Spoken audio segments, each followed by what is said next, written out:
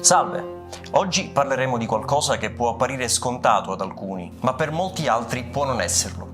Se è vero che talvolta si dimostra poca attenzione accademica verso alcune delle fasi più antiche della presenza umana in Sicilia, molta più attenzione destano gli studi sui periodi precedenti alla comparsa dell'uomo sull'isola più grande del Mare Nostrum. La tradizione locale che affonda le proprie radici nei miti fondanti comuni un po' a tutte le società euro-mediterranee si confronta spesso con la lettura puramente scientifica, moderna e contemporanea di un dato fenomeno, restituendo all'osservatore due chiavi di comprensione differenti, non in contrasto, ma complementari. È il caso di molte delle creature che il mito ha veicolato fino ai giorni nostri e di cui la Sicilia fu grande protagonista, sin dai tempi in cui la storia di Odisseo iniziò a circolare per tutto il Mediterraneo, già dal IX-VIII secolo a.C., quando si cominciò a parlare della Sicilia come della terra dei ciclopi.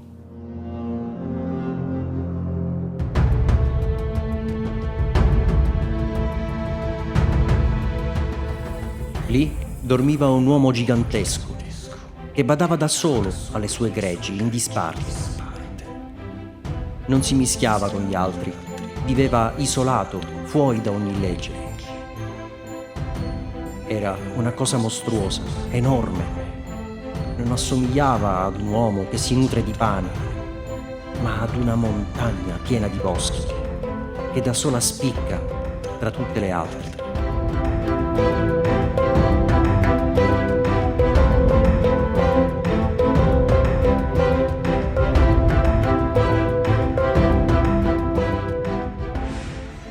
Famosa è la leggenda dei faraglioni di Aci Trezza, ciò che rimarrebbe dei grossi massi scagliati da Polifemo, figlio di Poseidone, verso la nave del fuggitivo Odisseo.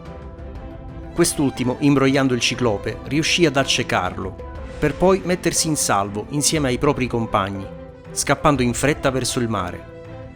In realtà questi grossi scogli si sono formati circa 500.000 anni fa, in seguito a un'intensa attività vulcanica che portò infine alla formazione dell'Etna.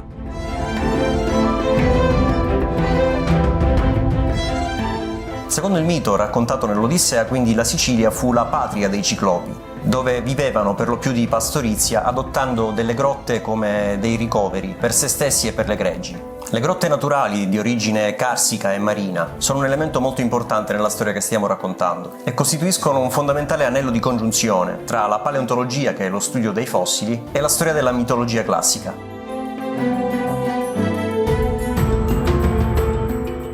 Molte grotte siciliane, come la Carburangeli di Carini o la Spinagallo di Siracusa, costituiscono delle miniere di informazioni sulla fauna che un tempo visse in Sicilia, ben più indietro nel tempo rispetto alla comparsa dell'uomo. Ai piedi di un costone di roccia carbonatica si estende il fondo Luparello, uno degli ultimi lembi di aperta campagna della pianura denominata Conca d'Oro. Siamo a Palermo, nel territorio di Baida, all'interno dell'Istituto Zootecnico della regione siciliana. Qui si apre la grotta Luparello, dove sono stati ritrovati resti fossili di diversi mammiferi, come nelle grotte prima citate e in molte altre in tutta la Sicilia, risalenti a circa 550.000 anni fa, tra cui alcune specie di elefanti di piccola taglia. Tutti i teschi degli elefanti recano un foro centrale, poco più in basso della fronte. Si tratta della cavità ossea da cui si sviluppa la proboscide, proprio dove si pensò dovesse essere collocato un unico occhio di un mostruoso gigante, che doveva usare delle spelonche come dimora, proprio dove vennero per lo più trovati i resti degli elefanti.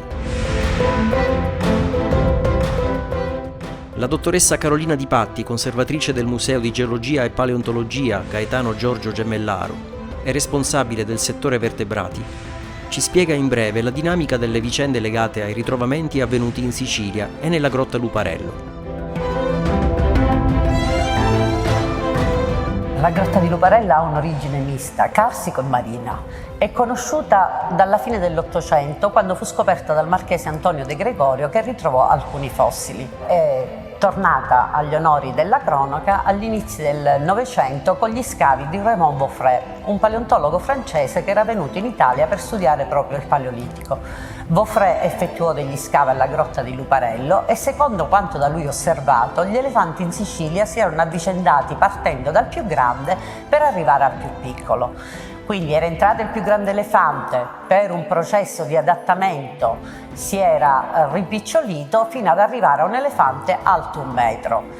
Questa teoria sopravvive fino agli anni 80 del secolo scorso, quando vengono effettuate delle datazioni assolute sui molari degli elefanti e si scopre che l'elefante più piccolo, che quindi secondo la teoria di Vaufray doveva essere l'ultimo, è più antico degli altri elefanti. Dopo gli scavi effettuati nella grotta siracusana di Spinagallo, si è potuto effettuare uno studio accurato sulle ossa e si è compreso che le 2 taglie più piccole, tra cui quella del Paleoloxodon falconeri, erano una sola specie, caratterizzata da un'ampia variabilità dimensionale e da un marcato dimorfismo sessuale.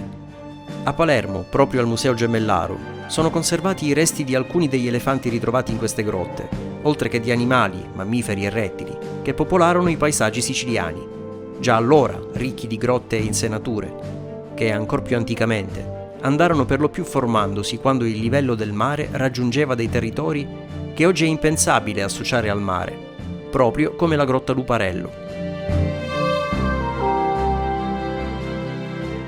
Gli elefanti in Sicilia sono arrivati durante il Pleistocene, quando per effetto delle glaciazioni enormi masse d'acqua venivano convogliate sotto forma di ghiaccio, il livello del mare si abbassava e si creavano dei ponti più o meno continui con il continente. Poi avveniva la fusione dei ghiacci, quindi il livello del mare si innalzava nuovamente e questi animali che erano rimasti bloccati sulle isole si adattavano a quello che era l'ambiente insulare. Gli animali di grosse dimensioni come gli elefanti diventavano nani, di contro gli animali di piccole dimensioni come i ghiri diventavano giganti. È il caso per esempio della Leitia melitensis, che è il ghiro gigante siciliano che era contemporaneo con l'elefante nano.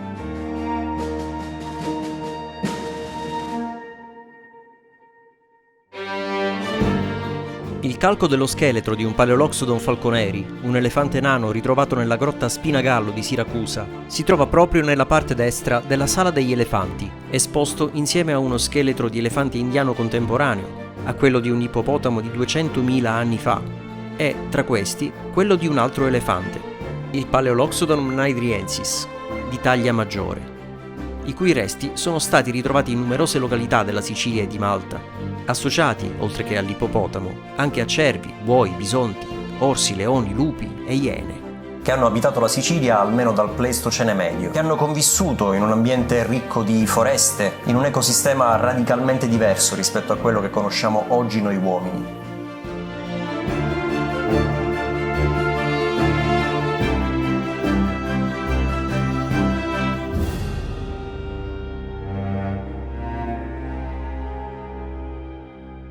Cosa ci insegna la vicenda che collega la mitologica esistenza dei ciclopi con i reperti degli elefanti ritrovati in Sicilia? Di sicuro ci insegna che l'uomo è sempre in grado di dare un senso al mondo che lo circonda. È la sua caratteristica naturale principale, quella di produrre e consumare simboli, di costruire il suo habitat culturale nella maniera più efficace, con il fine di vivere nel migliore dei modi in un mondo ricco di contraddizioni, di situazioni, di misteri, che necessitano di una spiegazione perché siano accettati e tramandati. È l'esplorazione del tempo scandito in ciò che chiamiamo preistoria, protostoria e storia, è solo uno degli effetti della ricerca di eternità da parte dell'essere umano. Grazie per avermi seguito fin qui. A presto.